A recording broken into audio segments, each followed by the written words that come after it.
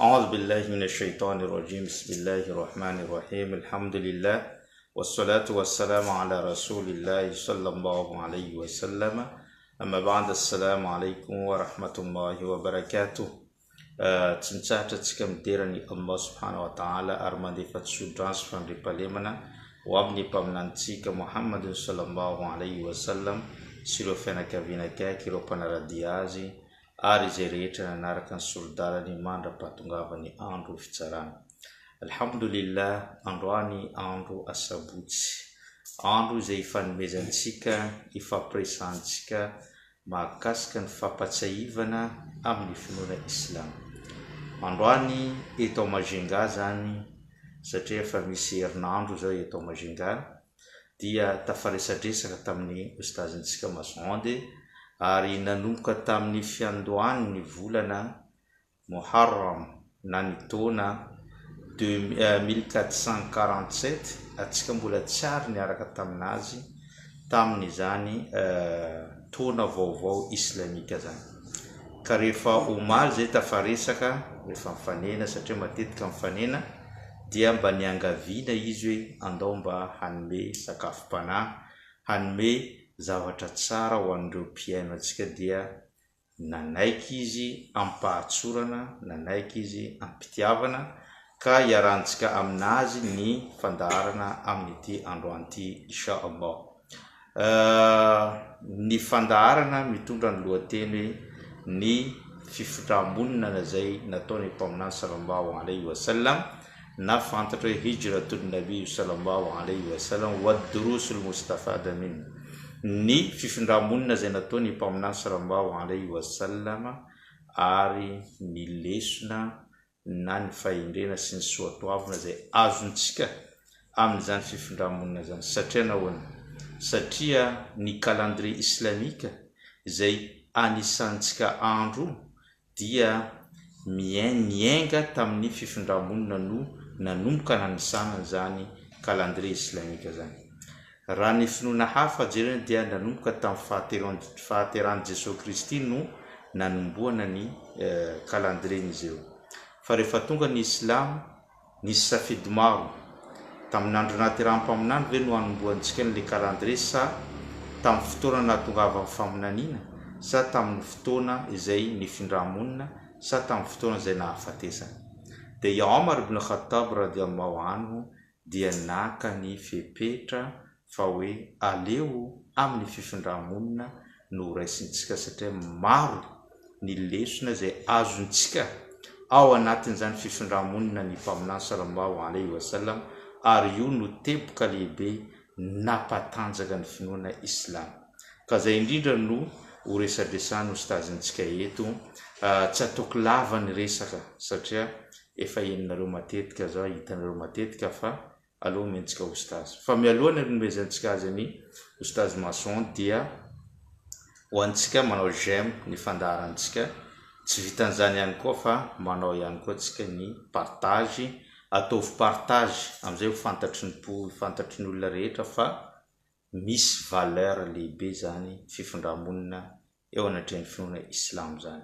Ary manova assalamu alaikum miarahaba anazy zany ustazintsika eo, insha Allah izy hanomentsika ao anatin'ny adiny ray. Mety misy fanontaniana latsaka eo na misy fanamariana latsaka, fa izy no tena mitondra ny fandaharantsika amin'ity androan'ity. Ary antsika rehetra aza miala ihany koa fa any amin'ny farafarany fandaharantsika any dia manambara antsika momba ny fandaharam-potoana amin'ny fanokafana ny moskentsika eto Majunga insha Allah. Ho hitantsika ny fandaharam-potoana amin'izany, fa kosa andaotsika hiaraka amin'ny ustazintsika Masonde Abdallah Sami, mpampianatra ao amin'ny fikambanana Islam Mahajanga zany. Bismillah.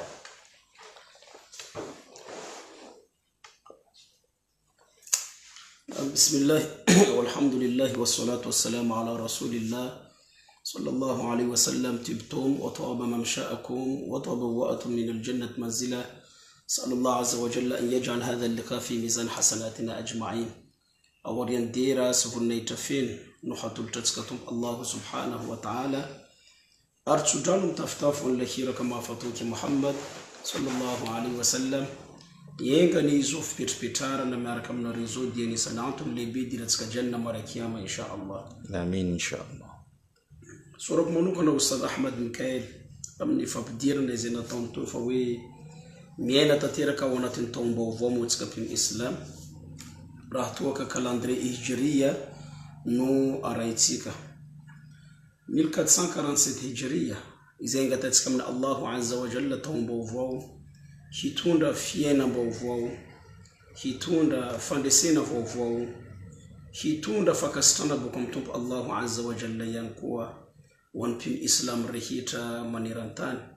Ary raritsika amin'ny Allahu azza wa jalla hitondra fandresena fa indrindra ho an'ireo vahoaka mpino islamo ao a Gaza insha Allahu ta'ala. Ary mpino islamo izay manao enitsy zavatra amin'ny famparitana diny ndraiky fanaovany jihady maneran-tany insha Allahu azza wa jalla. Fidiran'ny taom-baovao zany dia hatsarovatsika teny ireo salafuna salih, ireo olo-mangatsika ao anatin'ny finoana islam. Raha milaza izy ireo manao hoe man kana yaumuhu ka amsihi fa huwa makhbun, mizaniza ozy izy ireo nampitovy ny omaly amin'ny androany zany dia efa tiantoka lehibe. Wa man kana ghaduhu ka yaumihi fa huwa ma'fun, ary nizaniza ihany koa zanak'olombelona hiezaka hampitovy ny hapitso amin'ny androany zany dia tsy mitady fiovarana eo anatrany Allah subhanahu wa ta'ala. Subhanallah, karaha tenindreo zany tia mpiantrana antsika milaza manao hoe mpino islam tokony tsy mitsahatra tanteraka ny tombavaka izay nitezeny finoana islam no antsika milaza manao hoe Allahumma ij'al yawmana khayran min amsina waj'al ghadana khayran min yawmina. Izay midika manao hoe tompo mangataka aminao zay ny anionay dia tovy tsara lavitra mandilatra omaly ary ny apitso ihany koa tovy tsara lavitra mandilatra androany. Ary zay no tena mpino islam, le tena mpino islam izy toujours maniry lalandava fa hoe meo tsara lalandava zany ny fiainana izay iainany eto ambony tany. Zay indrindra ngamba no raritsika teo hoe taom-baovao, raritsika hitondra fandresena vaovao, raritsika zahotsika radiny Allahu azza wa jalla, raritsika amin'ny Allahu azza wa jalla hitondra fandresena ho an'ireo mpino islamo ao a Gaza. Teboka faharoa manaraka sorako angambany teo Ustad Ahmad Mikael tamin'ny fampidirany teneny teo milaza manao hoe Sayyidina Umar ibn al-Khattab radiyallahu anhu wa arda, izy koa izy fa votendro lasa amir al-mu'minin maneran-tany dia naniro Umar ibn al-Khattab ho anana calendrier mampiavaka antsika mpino islam amin'ny finokafa. Satria hitantsika angamba niaraka amin'ny fampidirana izay nandesina Ustad teo fa hoe nasoara zao na hoe kristianina manana calendrier izy 2025 amiteran'i Jesosy Kristy, ary ireo jiosy ihany koa manana calendrier. Raha tsy diso zao zay angamba fa mandeha 5000 zany zao ty calendrier ny jiosy tamin'ny vanim-potoanany Sayyidina Musa alayhi salam. Ary maro ihany koa ireo calendrier izay efa nisy teto ambonin'ny tany ka naniro Umar ibn al-Khattab radiyallahu anhu ndraiky sahaba ho anana calendrier manokana mampiavaka antsika mpino islam ihany koa amin'ireo finokafa.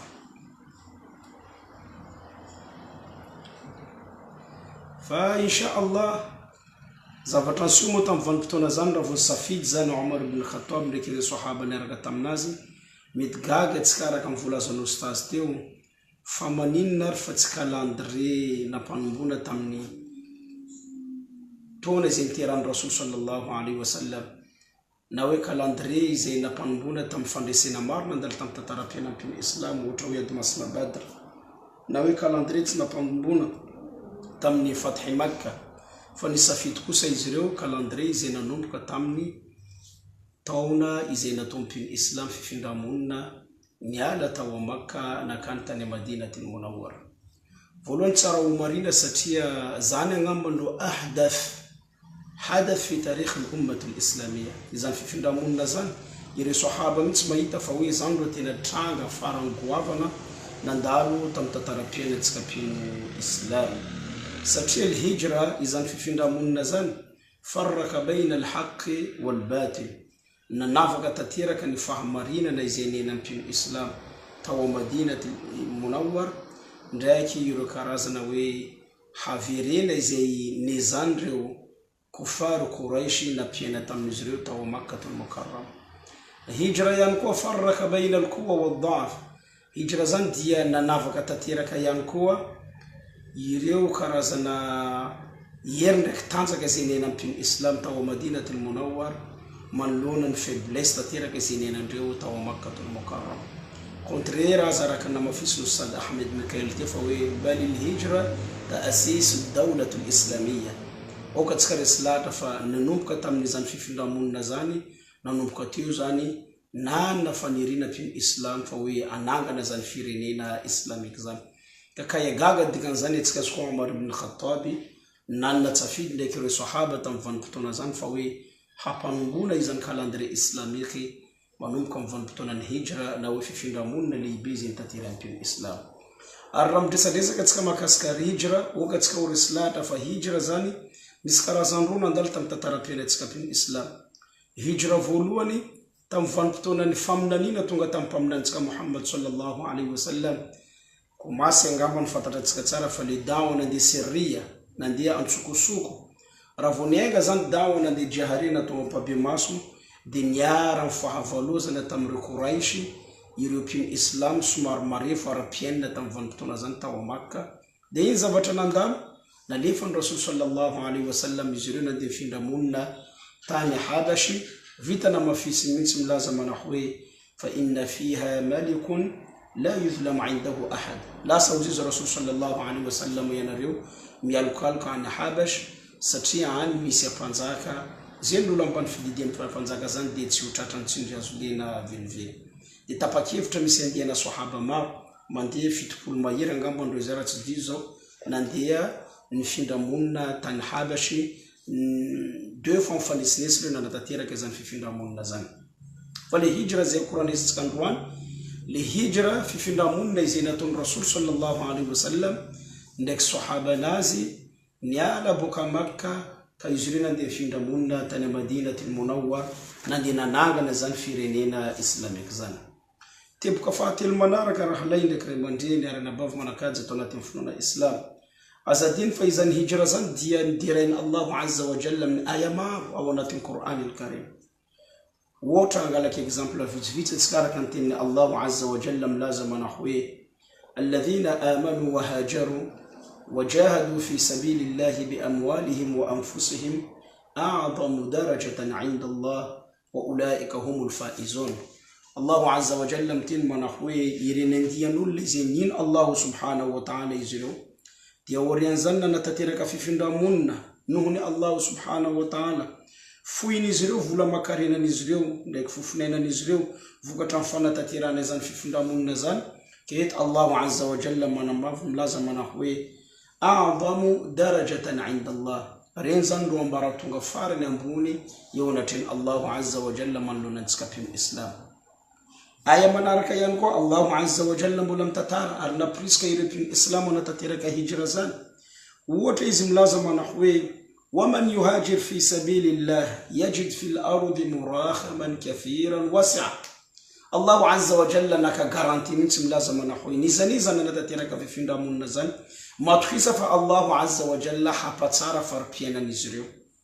الله سبحان الله زن حارزا نغلا غارانتي فنيزا نتترك في فندامون نزان إز الله عز وجل ديا حبتسار تترك فربينا نزريو. أري تتسكتارة تمار تمر صحابة زين فندامون نيالا بوكا مكة نديتاني مدينة مهم نتصور تستيون بلاتانا نفن تتورين نزريو نفيتنا نانغنا نبتسار فربينا نزريو تاني مدينة المنور. Denisian ko tranga nandalo satria maro tamin'ireo mpifindramonina tamin'izany misy tamin'izy ireo fa olobe olokantitra misy fa marefo ara-pahasalamana. Dia nisy ray tamin'ireo sahaba ny Rasul sallallahu alaihi wasallam nanatanteraka fifindramonina niala boka Makka hitododoa hanangana fiainana vaovao tany Madinatul Munawwar nefa tonga molahatra ny Allah subhanahu wa ta'ala naty teny andalana izy io. Raha ohatra na izy koa fa naty sahaba ty teny andalana ireo kufari Quraish izay nangalaka nandre fahavalo motany zany faly tanteraka vita hoe nanaparitaka karazana timbo zany karazana fanakianana natonga eto amin'ny vanim-potoana zay milaza mana hoe jereo ambara nehanehanareo anareo nanjary very faty walana anaty amin'ny tanindrazanao walana anaty amin'ny tanàna izay irinao dia petraranao. kizany fanakianna zany izy koa manahazovahana tamin'ny fiarahamonina nisy izy ireo. Allahu azza wa jalla nanidina andiny masina anazy milaza manahy hoe waman yakhruj min baytihi muhajiran ila Allahi wa rasuli thumma yudrikuhu al-maut faqad waqa'a ajruhu ala Allah. Nizaniza mbaran Allahu azza wa jalla nanatateraka zany fifindramonina zany niala an-tranony izy andipetraka Madinatul Munawwara izy katratra fahafatesana teo amindalana. Allahu azza wa jalla miteny manahy hoe aza matahotra na fa tsy very faty akory fa mipetraka eo am-pelantanana Allahu azza wa jalla ny thawabinao vokatra ny ezaka lehibe zay taterainao zany. Ary aya hafa ihany koa Allahu azza wa jalla nidera ihany koa ireo tompotany mpampiatrano ireo sahaba izay nandina natateraka fifindramonina. Amin'ny teninazy Allahu azza wa jalla milaza manahy hoe walladhina tabawwa'u ad-dara wal iman min qablihim yuhibbuna man hajara ilayhim wala yajiduna fi sudurihim hajatan mimma utu ويؤثرون على أنفسهم ولو كان بهم خصاصة. الله عز وجل متين منحوي فيربفين يريو تبتان إذا نبيانتان زاني يريو فوق مدينة يريو أنصار إذا نغالك رحلين يزربو كمدينة نغالين يكون نبيانتان ومدينة المنور يزريو زيز الله عز وجل دينا كاتية يربفين دمون نريو أرنا حفوي تتيرك يزريو ين دي زفتا فتا ديافين ريوازا vokatra nini izy fitiavandreo raha laindreo dia mifoindreo tateraka natolotra an'izy ireo any raha lain'izy ireo. Subhanallah, reo angambany sasatsasany amin'ny aya izay amin'ny Korana resaka hijra ao anatin'ny Qur'ani al-Karim. Ary azadintsika ihany koa Allahu azza wa jalla mbola nidera Abu Bakr Siddiq radiyallahu anhu wa arda izay nanolotra fiainana azy tateraka hiaraka ndraiky Rasul sallallahu alaihi wasallam tamin'izany fifindramonina zany. Na hafoy tenany izy, na hafoy vola makarenany izy, na hafoy tokantranony izy. Satria ratsika malala tamin'ny vanim-potoana zany nanao annonce firenena Makka milaza manahy hoe zay mahita Rasul sallallahu alaihi wasallam na matratra azy na maty na velo dia mahazo bonus boka amin'ny firenena Makka. Nefa ny Abu Bakr Siddiq na hafoy tenany tateraka izy tamin'izany fitadiavana lehibe izay natao firenena Makka zany manoloana Rasul sallallahu alaihi wasallam. Nanao tenany izy karazana antibala kun tam Rasul sallallahu alaihi wasallam tamzany. Ke izany tranga zany dia tantarainy Allahu azza wa jalla ao anatin'ny Qur'ani al-Karim tam vanim-potoanan'izy ireo ny afo natao anatin'ny lavabato anankiray nitady ny Quraish tam vanim-potoana zany sika tonga eo amin'ny vavadin'ny lavabato io tsakaraka Rasul sallallahu alaihi wasallam ndraiky Abu Bakr. Izy koa rehefa lasa tsy nahita Rasul sallallahu alaihi wasallam ndraiky Abu Bakr dia Abu Bakr niteny tam Rasul sallallahu alaihi wasallam laza manahy hoe ory irakan Allah raha vonjery tambany fotsiny ray tamin'izy ireo tratratsika satria tongotra ny Abu Bakr tamin'ny vanim-potoana eo angamba mirafirafy amin'ny tany. Dia niteny azy Rasul sallallahu alaihi wasallam manahy hoe ma dhannuka fi ithnaini wallahu thalithuhuma. Inona ry zavatra mampiasa lohanao amin'ny olona anankiroa Rasulillah ndraiky Abu Bakr ary zanahary no fahatelon'izy ireo. Izany tranga zany dia nitantarainy Allahu azza wa jalla ao anatin'ny Qur'ani al-Karim إذ ملازم نحوي ثاني اثنين إذ هما في الغار إذ يقول لصاحبه لا تحزن إن الله معنا. إذا مديك ما نحوي تنفن بتونا نريرو وتوانا تنهيتنا لفبات أبو بكر الصديق لكي رسول صلى الله عليه وسلم تنفن بتونا زان رسول صلى الله عليه وسلم نبتون فن أبو بكر ملازم نحوي أزمتا وتفيل ينفع الله عز وجل ديا مياركم تسكا. Zay angamba ny raha lainy ndraiky ray mandreny ary nabavy manakaja niendrika hitaditsika tatara makasika hijra ao anatin'ny Qur'ani al-Karim. Sasatsasany ihany fa angamba raha ohatra tanisetsika aya amin'ny Qur'ana hijra ao anatin'ny Qur'ani al-Karim tsy ampitsika mihitsy zany adiny ray izay mifanaratsika zany. Zavatra nandalo taorian'izany lasa mo Rasul sallallahu alaihi wasallam nanatanteraka izany fifindramonina zany. Raha vo niala teo a Makka izy dia nampianatra antsika avy hatrany Rasulillah fitiavana tanindrazana. Zay voalohany lesona azontsika amin'ny hijra zany. Niakatra teo ambonin'ny teningohitra fantatra amin'ny anarana hoe Safa Rasul sallallahu alaihi wasallam nitotika tany a Makka izy miresaka amin'ny tanindrazana azy izy milaza manahy hoe wallahi ya Makka innaki la ahabbu biladillahi ila Allah wa ahabbu biladillahi ilayya walawla qaumika akhrajuni minki ma sakantu li ghayriki. Zao izy fantamina Allahu azza wa jalla ry Makka fayyanao dia tamin'ny Allahu azza wa jalla farantiany ary mbola nao ihany koa tamin'ny Allahu azza wa jalla farantiako zao Muhammad fa soko kosa ireo vahoakanao tsy nandefa aisy tany tsy sandrony zany hafoe ndepetraka amin'ny toerakafa akoatranao ry Makka ao latsadranomaso moa araka mivolazandreo Rasul sallallahu alaihi wasallam tamin'ny vanim-potoana zany ary vokatra ny halahelo fatratra izy anisy tamin'ny Rasul sallallahu alaihi wasallam Allahu azza wa jalla nandefa Jibril alayhi salam nampitony fony Rasul sallallahu alaihi wasallam laza mana hoe inna alladhi farada alayka alkitab la radduka ila ma'adin fatumpa Allahu azza wa jalla nanidina boky masina Qur'an karim aminao dia mampanantenanao na yelanao engana fa tsy maintsy miverina ho mpandresy anao manoloana ny tanindrazanao ry Muhammad sallallahu alaihi wasallam lasa mo Rasul sallallahu alaihi wasallam nanatateraka fifindramonina zany maro ndraiky maro tranga nandalo tamin'ny lalana tatara izay mifanena izy ndraiky Suraka ibn Malik al-Abdari maro ndraiky maro fa eto angambony atsika tonga de hiditra tamin'ny fitsenana mangotrogotsika izay nataon'ireo vahoaka amin'ny Madinatul Munawwar ampaminantsika Muhammad sallallahu alaihi wasallam ndraiky Abu Bakr as-Siddiq ny fanaraka vahoaka amin'ny Madina jiaby fa indrindra ireo fatafiditra ao anatin'ny diny Islam fa hoe hitsena Rasulillah amparkazy fatatra amin'ny anarana hoe thaniyatul wada de ny fanaraka ihany koa izy ireo fa ho an'olona izay tsy afaka mivoaka zany mandeha mitsena Rasulillah amparkazy fa miakatra eo ambony tafotraninazy izy na mananika amin'ny ribany lakorinazy izy amin'ny vanim-potoanan'ny Rasulillah mandalo dia manao geste kely izy manao kopakopa tanana karazana fiarabana amin'ny fitongavana mpaminantsika Muhammad sallallahu alaihi wasallam izy zavatra niseho tamin'izany nivoaka re vahoaka amin'ny Madina jiaby nandeha mitsena Rasul sallallahu alaihi wasallam tamin'ny toerana fantatra ny menarina thaniyatul wada de napiasa izy ireo karazana anashid na hoe abiyat na hoe qasida izay ampianaritsika zanakatsika zisika androany ty milaza mana hoe tala al-badrun alaina min thaniyatul wada wajaba shukrun alaina ma daa lillahi da ayyuha al-mab'uth fina ji'ta bil amri al-muta ji'ta sharrafta al-madina marhaban ya khayra da izay midika mana hoe tala al-badrun alaina niposaka aminay ilay fanjavabory fanjava zany volana izy koa fa mandeha boribory feno 12 andro iny feno maminy feno manana de inona zavatra mandalo ina antsony arabo amin'ny dinarina hoe badra hitatsika fa izy koa fanjavabory midika ino miseho azavana zany de nitendre milaza mana hoe tala al-badrun alaina niposaka aminay ilay volana feno azavana min thaniyatul wada boka amparkazy fatatra amin'ny anarina hoe thaniyatul wada wajaba shukrun alaina ma daa lillahi da obligatoire aminay vahoaka amin'ny Madina makasitraka Allahu azza wa jalla amin'izany fanomezana lehibe zany ayyuha al-mab'uth fina wory ianao ilay iraka na hoe mpaminany izay nalefany Allahu azza wa jalla aminay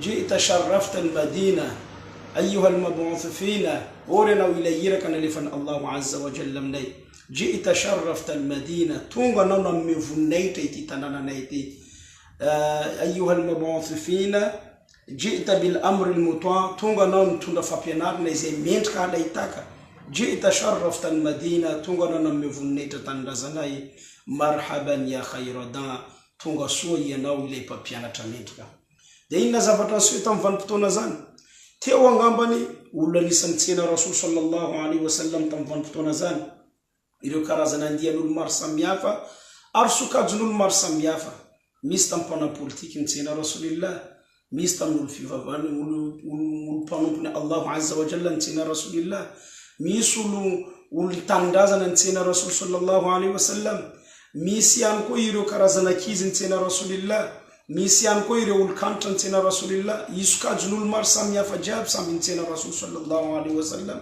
na olo manakatao zany na olo sahirana zany samby nitsena Rasulillah na lay zany na vavy samby nitsena mpaminantsika Muhammadin sallallahu alaihi wasallam tamin'ny vanim-potoana zany antake olo jiaby samby nitsena Rasulillah olo jiaby reo zany samby maniry ahazo afatra boka amin'ny Rasulillah tamin'ny andro izay voalohany tongavan'ny Rasul sallallahu alaihi wasallam nivoroko ny re jiaby ieny Rasul sallallahu alaihi wasallam aka fampianarana voalohany izay nazy ne tamin'ny Rasul sallallahu alaihi wasallam mazava hoazy fa ireo politiciens ngambany naniry hoe Rasulillah iresaka makasikasika politika ary reo olo finoana amizay naniry izy ireo fa hoe Rasulillah Korana makasikara pinoana ary reo olo tanindrazana naniry izy ireo fa hoe Rasulillah Korana resaka raha tanindrazana nefa ny zavatra nahagaga tamizay Rasulillah mitondra fampianarana mahomby ho an'ireo olo rehetra izay nitsena mpaminanjika Muhammad sallallahu alaihi wasallam. Men tenako fa zay angambany anisan'ny ray tamin'ireo fampianarana izay volazan'ny Rasulillah amin'ny teny manao hoe utitu jawami al-kalimi wa laysa bifakhr. Zao zizina mizan Allahu azza wa jalla faizana amin'ny teny fohy nefa mafonja inona dia tsy reriavako aminareo aza izany. Nanomboka Rasul sallallahu alaihi wasallam nanday anjara fitenenana izy nilaza manao hoe ayyuhan nas, ori zanak'olombelona mitgaga tsika fa manino Rasulillah tsy mba miteny hoe ayyuhal muslimun na hoe ayyuhal mu'minun, ori na repin islamo fa izy nampiasa teny ayyuhan nas satria mila reslahatra tsika fa nisan'olona nitsena Rasulillah teo misy tamindretsy ao anatin'ny finoana islam.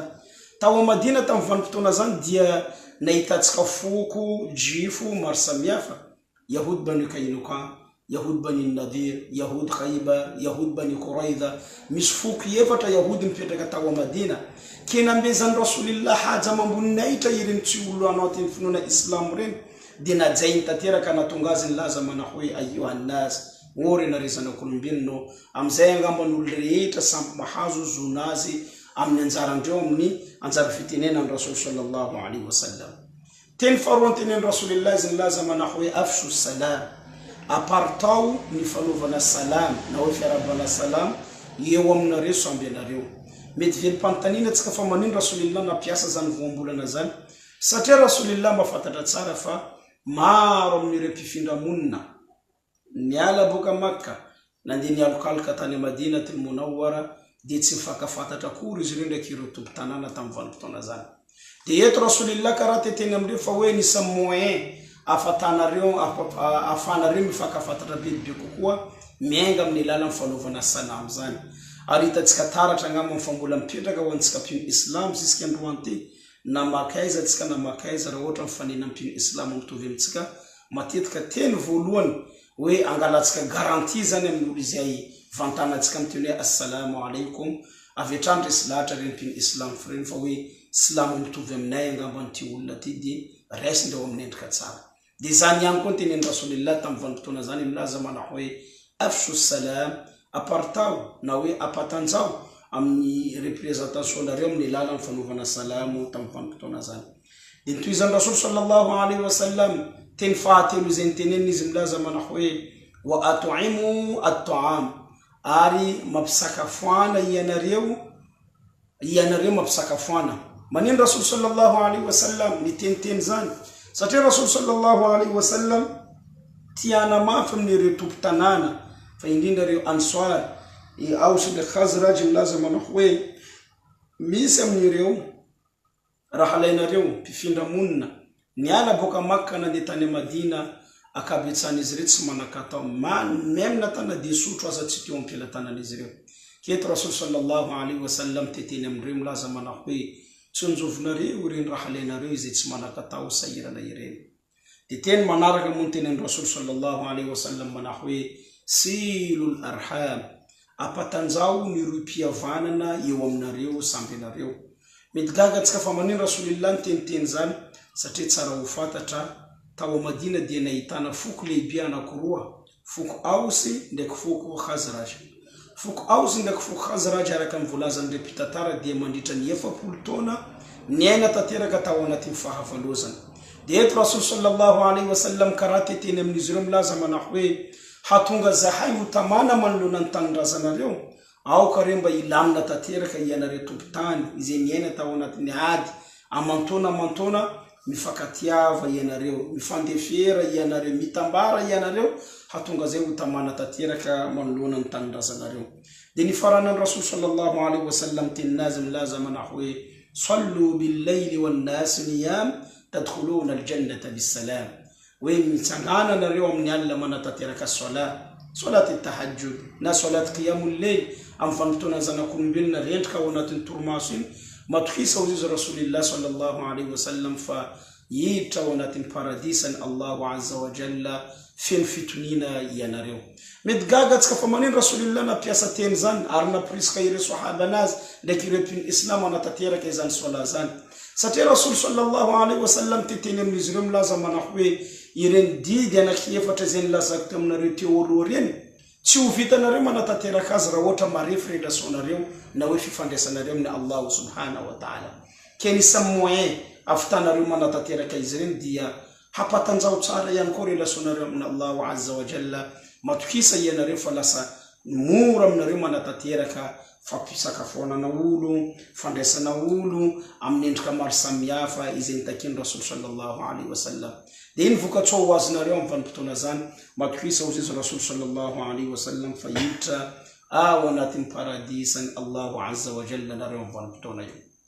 Zavatra nahagaga teo tamin'ny vanim-potoanan'ny Rasul sallallahu alaihi wasallam manatateraka discours-nazy teny izay voalohany tenen'ny Rasulillah zany. Dia misy sahaba anankiray fantatra amin'ny anarana hoe Abu Ayyub al-Ansari, avetrany zany izy tonga dia nangalaka entan'ny Rasul sallallahu alaihi wasallam nabidiriny tao anatin'ny tranonazy. Dia ireo mpitantara mitantara amintsika fa hoe Abu Ayyub al-Ansari manana trano etage ray izy, ambany dia misy premier etage. Dia nangalainy koa ny entan'ny Rasul sallallahu alaihi wasallam avetrany nabidiriny amin'ny tranonazy amin'ny etage efitra ao ambony ao iny. Dia navy amin'izay Rasulillah raha vao tafiditra tao anatin'ny tokantranonazy, nambarany tamin'ny Rasulillah fa hoe efa nomaniko izy ny trano izay hipetraranao amin'ny efitra ao ambony ao. Nefa nijereo fa indrena izay nisy tamin'ny Rasulillah ndraiky Abu Ayyub al-Ansari. Nambarany Rasulillah ambelao ambarany Rasulillah zao aty ambany aty. Tsy naleky Abu Ayyub al-Ansari izy milaza manao hoe tsy mendrika zao Abu Ayyub al-Ansari, sahaba tsotra ohatran'izao hiloloavinao an-tampondohanao izy zany zavatra nambarany tamin'ny Rasul sallallahu alaihi wasallam. Nefa nijereo ihany koa fa indrena izay natolotra ny Rasul sallallahu alaihi wasallam laza manao hoe avilao izy zao amin'ny efitrano aty ambany satria manino manambahiny maro zao andeha hitsidika tranoko. Fa sy koa zany efa nao ambony any automatique hiakatra hijotsolo amin'ny escalier eo manjary migene ianareo aty ambany aty. Fa subhanallah, nakasitrainy Abu Ayyub al-Ansari ma izany fangatana izay natonga Rasul sallallahu alaihi wasallam zany ka natonga Rasulillah nipetraka tateraka tamin'ny efitra ambany ary Abu Ayyub al-Ansari nipetraka tao ambony tamin'ny vanim-potoana zany. Maro mo tantara nandalo ihany koa entre Rasul sallallahu alaihi wasallam ndraiky Abu Ayyub al-Ansari, fa vokatra ny tsy fananatsika fotoana andao atsika hiaraka hijery avetrany voalohany asa izay tanteran'ny Rasul sallallahu alaihi wasallam raha vao tonga tao Madinatul Munawwara paminantsika Muhammad sallallahu alaihi wasallam. Mety tenako matetika atsika maheny ihany fa hoe Rasulillah raha vao tonga tao Madinatul Munawwara voalohany asa izay tanterany dia fananganana izany Masjidin Nabawi zany. Nanamboatra moské Rasul sallallahu alaihi wasallam. Mety velim-panontaniana atsika fa maninona ary moské voalohany asa izay tanteran'ny Rasulillah reny izy tonga tao Madinatul Munawwara, satria tsara ho fantatra lianna al-masjid makanu suilat baina al-abdi wa rabbi. Izany moské zany dia natsangatsika toy Islam, toerana izay fandraisantsika mivantana amin'ny Allah subhanahu wa ta'ala. Azadiny ihany koa fa mbola moské na hoe masjid makanu suilat baina al-ibad wal-ibad, antrantsika toy Islam ihany koa toerana izay ifandraisantsika tena hoe fananatsika hitambarana mihitsy angambany manoloana amin'ny Islam, izany moské na hoe tranon'ny Allah subhanahu wa ta'ala zany. Meny tenako fa nadetsika samby Islam aza afaka fantatra vaovao fa hoe aiza moranina fa ilatsita tso dia marary izy inona vaovao malaza eto an-tanàna, matetiky hentsika izany ao anatin'ny moské zany. Ary zany anisan'ny rôly ny moské nanomboka tany tamin'ny vanim-potoanan'ny Rasul sallallahu alaihi wasallam. Masjid mbola fampiasan'ny Rasul ihany koa izany masjid zany tamin'ny vanim-potoananazy, bal al-masjid makan ta'sisu dawlat al-islamiyya. Nanga tao anatin'ny moské zany ihany koa no fondation nananganan'ny Rasul sallallahu alaihi wasallam izany pays islamique tao Madinatul Munawwara izany. Kakay gaga ngambany tsika sy koa mahita fa hoe izany moské zany tsy matompo ny Islam ambany zavatra. Zay ny tanàna misy pino Islam, voalohany zavatra matomatesan'izy ireo fa hoe ovina ary atsika mba mavita manangana moské amin'ny toerana misy nantsika eto mba ahafahantsika miaina ampitoniana amin'ny fiarahamonina izay misy nantsika. Atsika pino Islam raha vao tsisy moské zany atsika tsy matsapatena hoe miaina amin'ny toerana zany. Fa inona toerana mety mahatamana atsika pino Islam, izy koa toerana iny manana moské eo angambony atsika zay vao matsapatena fa hoe velo tatera atsika eo anatreny Allah subhanahu wa ta'ala. Asa faharoa ny tanteran'ny Rasul sallallahu alaihi wasallam raha vao tonga tao Madinatul Munawwara izy muakhatu baina al-muhajirin wal-ansar, fampiralaina izay nataon'ny Rasul sallallahu alaihi wasallam ho an'ireo muhajirina mpifindramonina izay voalasantsika teo hoe tsy manakatao ndraiky ireo ansar tompo tanàna izay mpampiatrano izy ireo. maro mo tantara izay nandalo teo fa ndahoantsika eny tantara anankiray fotsiny manoloanany fampiavana na hoe fampiralaina izay nataon'ny Rasul sallallahu alaihi wasallam manoloanan'ireo muhajirina ndraiky ansar.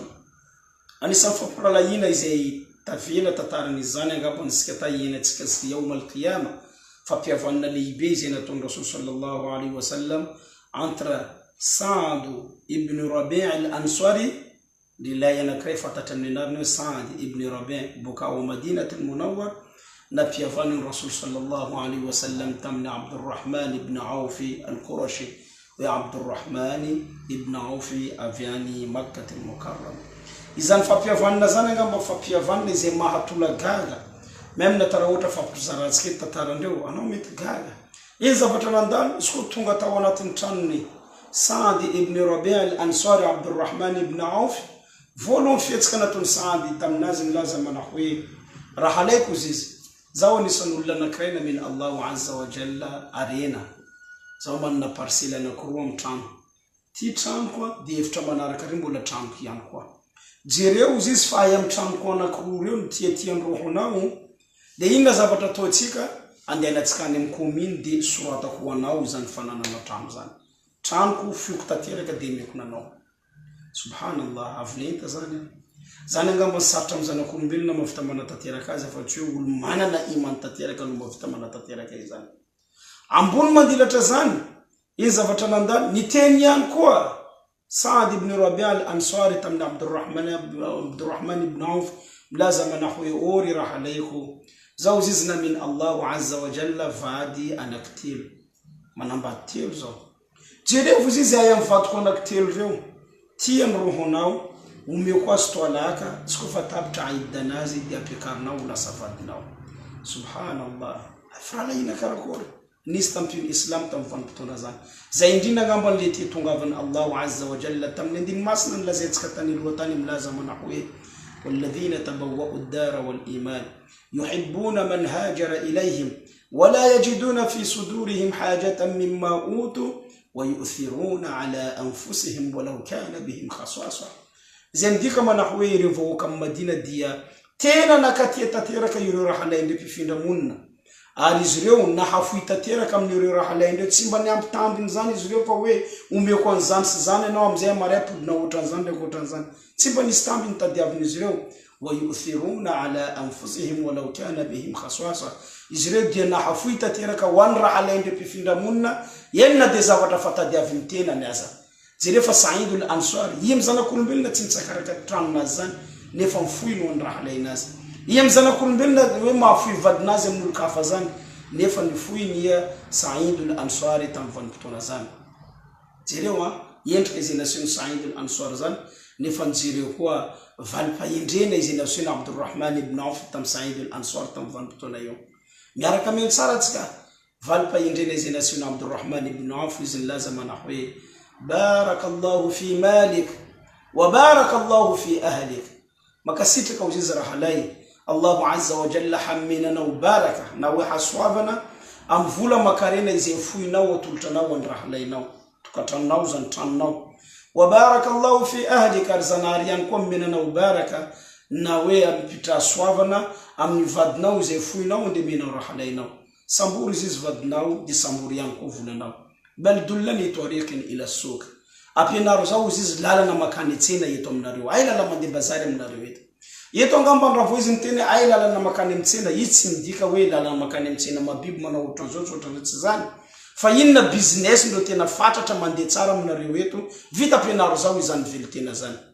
Subhanallah, wallahi même na tafangatana zany anisan'ny sarotra, nareo mahay fa anisan'ny zavatra farany sarotra amin'ny mpanao business, raha ohatra business na hoe vilitena anazy nde jabajabainao. Nefa zany dia foy ny sahaba fa indrindra ireo vahoaka amin'ny Madina, wa yu'thiruna ala anfusihim walau kana bihim khaswasa. Subhanallah, ary tsika angamba mila mafantatra fa mapiavaka vahoaka amin'ny Madina amin'ny vahoaka amin'ny Makka teboka anankiroa reto. Vahoaka amin'ny Makka reo dia vahoaka zatra miaina amin'ny alalan'ny varotra mandiha. Zay mahatonga Allahu azza wa jalla nidira izy ireo anatin'ny Qur'an al-Karim milaza manao hoe li'ilafi quraishin ilafihim rihlata ash-shita'i was-sayf. Ireo vahoaka amin'ny Makka ndraiky vahoaka amin'ny Madina dia vahoaka amin'ny Makka dia zatra miaina amin'ny alalan'ny varotra mandiha varatra amin'ny vanim-potoana ny ririnina misy karazana produit zany amidindreo dia tahaka an'izany ihany koa amin'ny vanim-potoana ny hafanana ireny. Fa eto ndraiky zavatra miseho mampiavaka vahoaka amin'ny Madina karakory. Vahoaka amin'ny Madina ndraiky dia vahoaka mpamboly tanteraka izy ireo, zatra miaina amin'ny alalan'ny voly. Dia eto faly tanteraka mo Abdurrahman ibn Auf satria tsy fazatra mampiasa vola, fazatra manodina ireny masombolo reny. Raha ohatra izy mahazo akora boka amin'ny raha ilainazy, Saïd ibn Rabi'a al-Ansari, automatique angamba fa hoe tavoaka izy ireo amin'ny velitenan'izy ireo. Ka eto tetsika tongavana tamin'ny vanim-potoana zany tsy nandalo angamba amin'ny vanim-potoana vitsivitsy afa-tsy hoe avitra tanteraka Abdurrahman ibn Auf tamin'ny velitenany tao Madinatul Munawwara. Miny tenako fa etsika izay nandalina resaka finoana Islam mahita tarana Abdurrahman ibn Auf milaza mana hoe raha ohatra ozy izy zaho mahita karazana papatsy mioko amin'ny tany karandreto, zaho sura fa sy koa vato akandreto misy anjara rezikinakay ambanin'izy io. Zany dia karazana kinaya na hoe tinankolaka zay ampiasainy fa hoe tsy misy zany karazana velitena tanterahin'izy ireo afa-tsy hoe nahay nitady arabola tanteraka ireo sahabany Rasulullah sallallahu alaihi wasallam tamin'ny vanim-potoana zany. Zay angamba karazana tantara kely makasika al-mu'akhat baina al-muhajirina wal-ansar, fa hoe ny anisany asa faharoa izay nataon'ny Rasul sallallahu alaihi wasallam tamin'ny vanim-potoanan'izy tonga tao Madina dia nampiavana tanteraka ireo muhajirin izay mpifindra monina boka Makkatul Mukarrama amin'ireo ansary izay tompo-tanàna tanteraka tao Madinatul Munawwara tamin'ny vanim-potoana zany. Asa fahatelo ihany koa izay tanterain'i Rasulillah tamin'ny vanim-potoana zany dia nanangana Rasul sallallahu alaihi wasallam Dusturul Madinatul Munawwara, lalana mpanorenana izay name Madinatul Munawwara.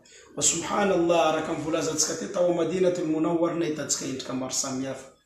Araka ny tenentsika te tao Madina zandino nisy ireo ahlul kitab na hoe Yahudi. Araka ny tenentsika tao nisy Yahudi Bani Nadir, Bani Kainuka, Bani Quraidha ndraiky Yahudi Khaybar izay mipetraka tao Madina tamin'ny vanim-potoana.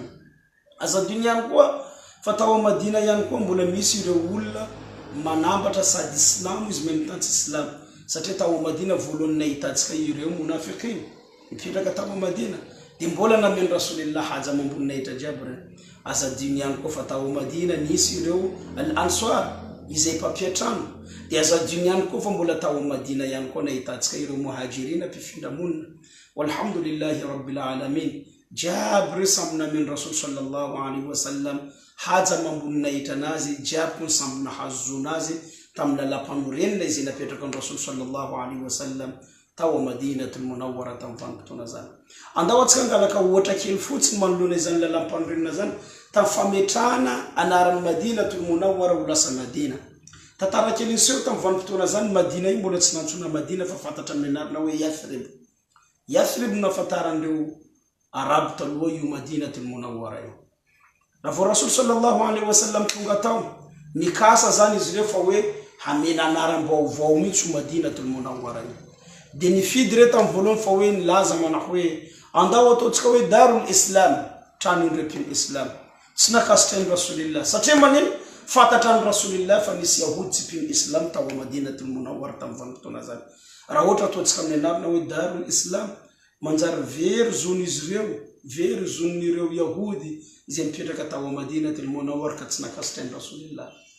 Ny teny ihany koa sasany laza mana hoe andao apetraka antsika hoe Darul Ansar, trano ndre mpampiatrano Rasulillah ndraiky mpiaro Rasul sallallahu alaihi wasallam. Mbola tsy nakasitrain'ny Rasul sallallahu alaihi wasallam satria manino na ela na oaingana ireo mpifindra monina ireo lasa tompo-tany, manjary tsy afaka mitrehana ireo manoloana ny tanindrazan'izy ireo.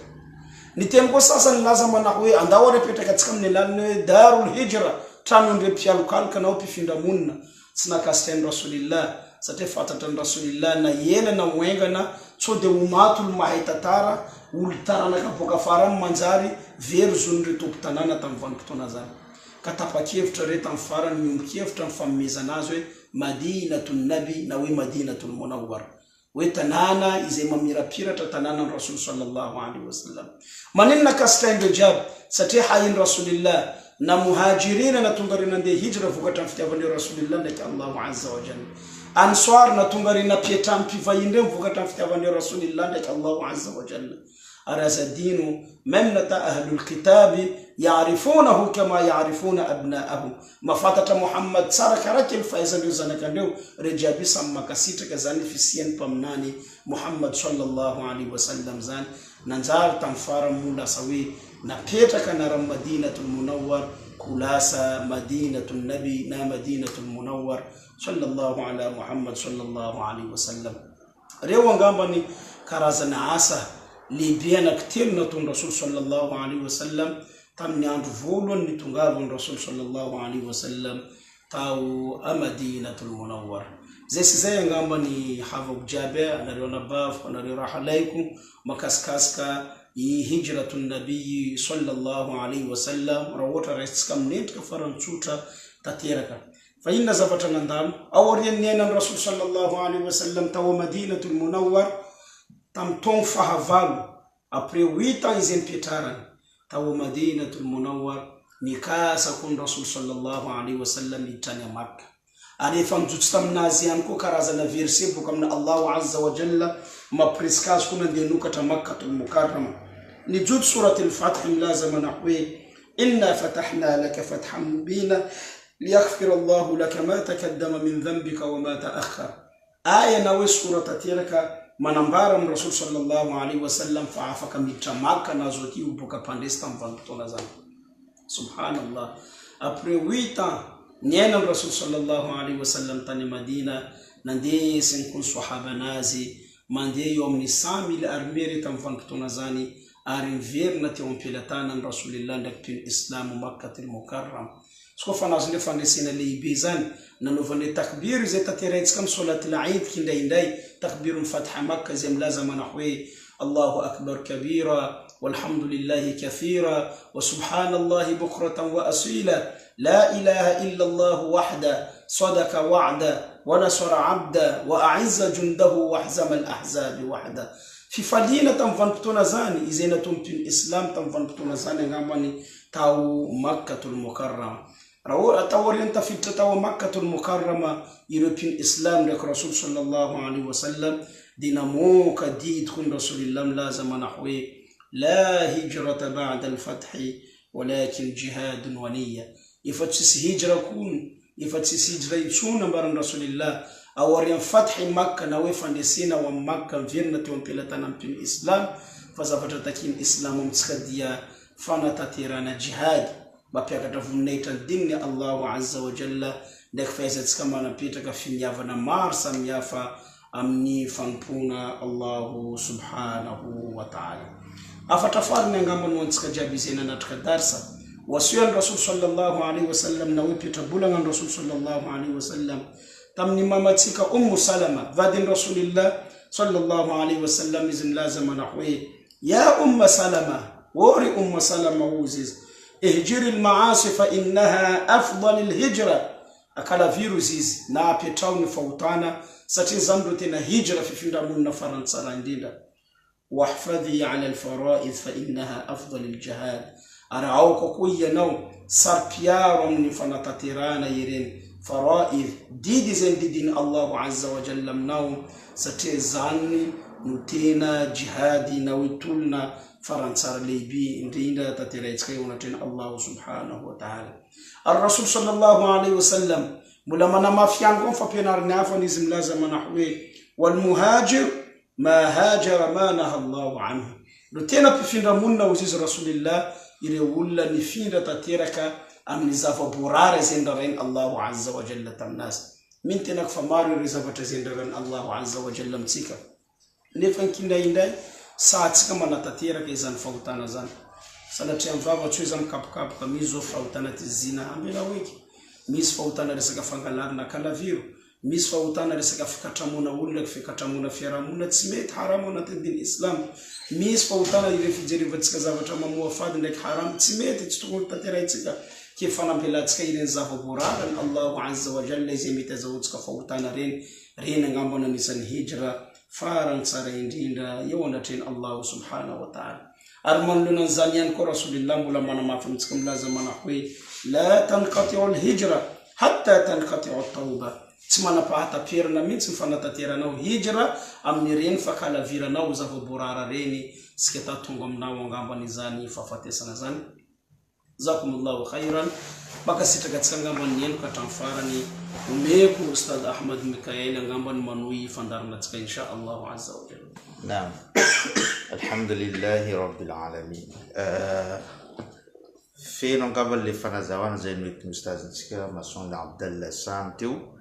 Tena mahafinaritra ary lesona ray le farany teneniny no tiako atao résumé insha Allah. Mpaminany sallallahu alayhi wa sallam ny teny tamin'ny mamantsika Ummu Salama anisan'ny vady mpaminany lehibe indrindra, zany hoe be taona indrindra tamin'ireo vadiny aorian'ny Khadija mazava ho azy.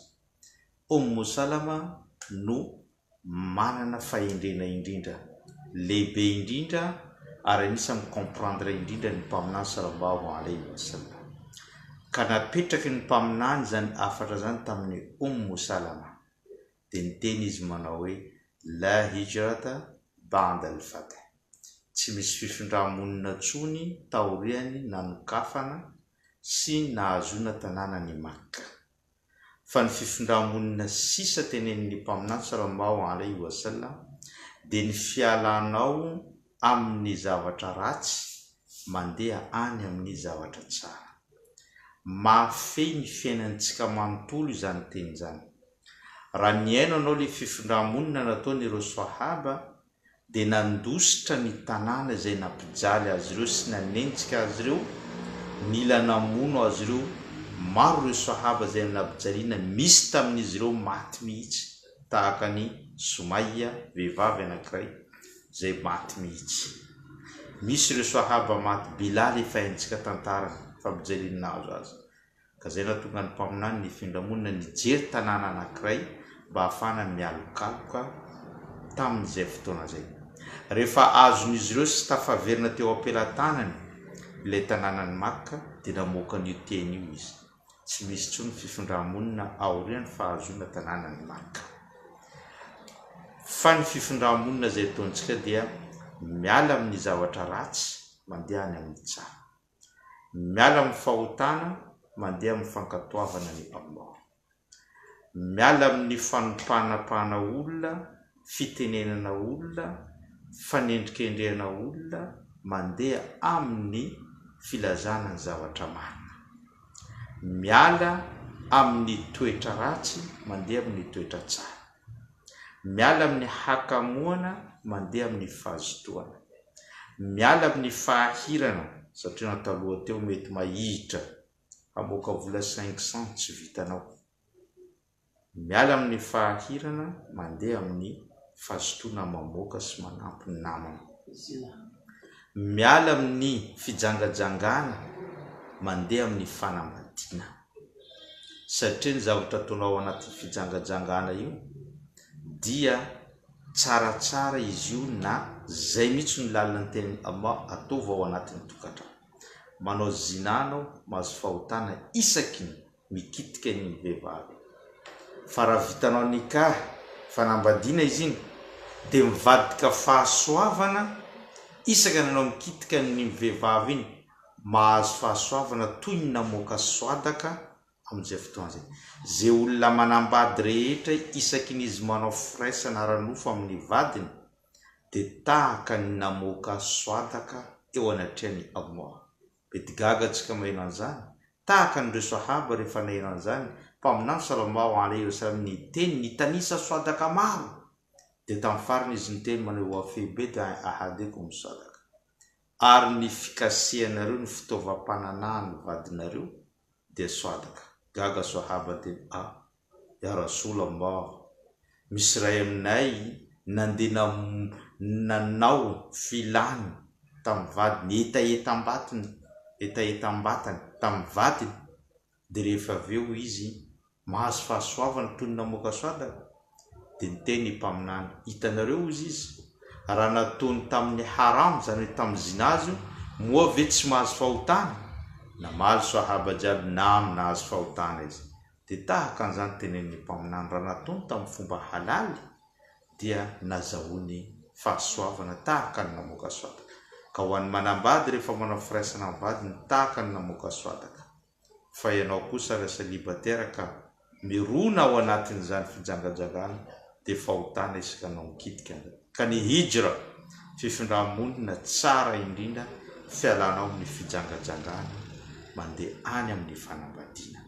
Satria zavatra ataonao amin'ny fijangajangana io azo atao izy io raha vitanao tsara ny fanambadiana amin'izany vehivavy zany. Ka ny hijra lesona lehibe iraisintsika teo atsika zao taona 1447. Ialao avokoa ny zavatra ratsy rehetra zay nataonao. Mety tsy ho vitanao miala azy indray mandeha fa ialao tsikelikely mandeha étape par étape.